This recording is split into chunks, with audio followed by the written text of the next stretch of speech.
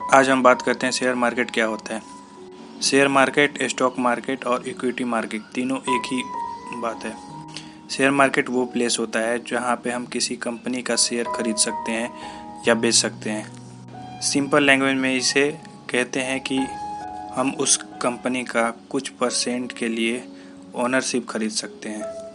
यानी अगर कंपनी वो घाटे में जाती है तो आपका भी घाटा होगा, अगर वो कंपनी प्रॉफिट में जाती है तो आपको डिविडेंड के रूप में मिलेगा अगर आप उस कंपनी का शेयर खरीदते हो तो। जैसे एग्जांपल के थ्रू समझे कि अगर कोई भी हमें बिजनेस स्टार्ट करना है और वो बिजनेस की लागत मान लीजिए कि 20,000 रुपये है और आपके पास मात्र 10,000 रुपये है और आपको 10,000 किसी से लेने की ज़रूरत है। अगर कोई सेकंड पर्सन आपके यहाँ 10,000 रुपये लगाता है और वो बिजनेस चालू हो जाता है, अगर वो बाद में प्रॉफिट होता है तो प्रॉफिट उसी हिसाब से दोनों में बटेगी।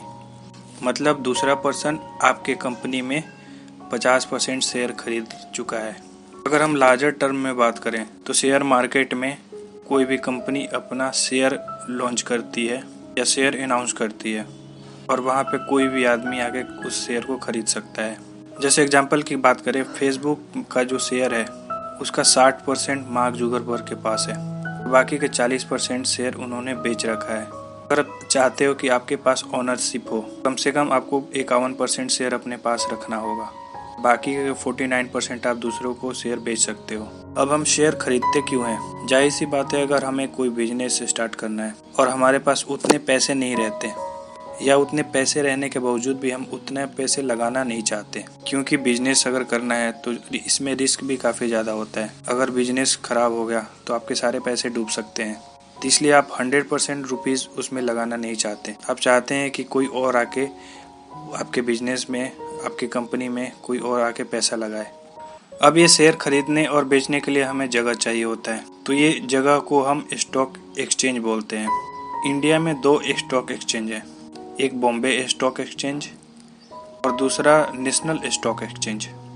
बॉम्बे स्टॉक एक्सचेंज में 5400 कंपनी रजिस्टर्ड है और वैसे नेशनल स्टॉक एक्सचेंज में करीब 1700 कंपनी रजिस्टर्ड है।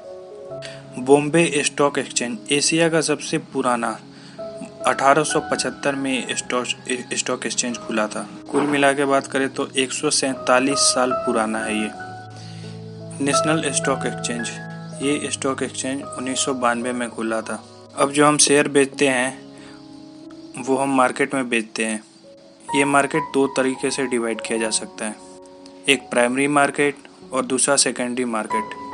प्राइमरी मार्केट वो मार्केट होता है जहाँ पे कंपनी डायरेक्ट अपना शेयर बेचती है, आप उस शेयर को खरीद सकते हैं।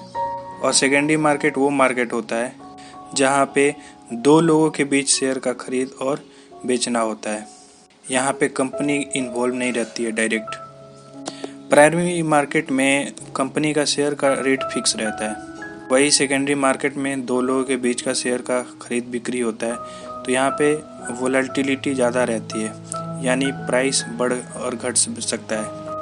ये डिमांड पे वहाँ पे निर्भर करता है कि प्राइस क्या होगी। किसी भी कंपनी का जो शेयर रहता है वो बिल्कुल फिक्स रहता है, उसकी रेट बिल्कुल फिक्स रहती है। कोई भी कंपनी अपना 100% शेयर किसी को नहीं बेचती, क्योंकि अगर 100% शेयर बेच दे तो ओनरशिप का खतरा आ जाएगा। वो कंपनी चाहती है कि ओनरशिप उसी के पास रहे। ओनरशिप उसके पास रहना अगर चाहिए या ओनरशिप रखना चाहता है तो कम से कम 51% शेयर उसके पास रहना चाहिए। अब किसी भी कंपनी का मार्केट वैल्यू ऊपर जा रहा है, नीचे जा रहा है, इसको दिखाने के लिए, रेट को मेजरमेंट करने के लिए हमारे यहाँ मेजरमेंट बनाई गई है। इसका नाम है सेंसेक्स और Nifty. Sensex Bombay stock exchange के टॉप 30 कंपनियों के ट्रेंड को मेजर करता है। सेंसेक्स का फुल फॉर्म होता है सेंसिटिविटी इंडेक्स, और वहीं पे निफ्टी नेशनल स्टॉक एक्सचेंज के टॉप 50 कंपनियों के ट्रेंड्स को मेजर करता है। निफ्टी का फुल फॉर्म होता है नेशनल 50। अगर किसी कंपनी को स्टॉक एक्सचेंज में अपना शेयर बेचना है तो सबसे पहले पब्लिक लिस्टिंग करानी पड़ेगी।